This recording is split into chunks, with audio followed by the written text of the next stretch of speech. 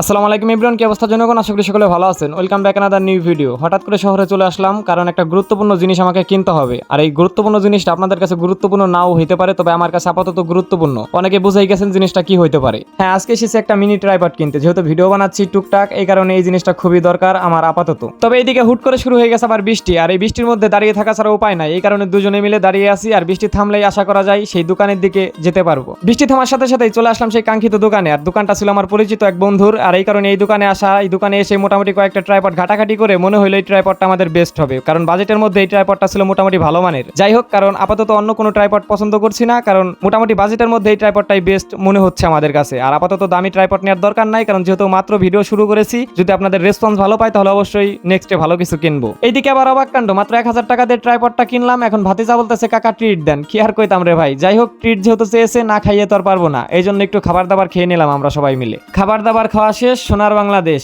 তাই তো এখন গাড়িতে করে চলে যাচ্ছি বাড়ি। আপনাদেরও জানাই খোদা হাফেজ।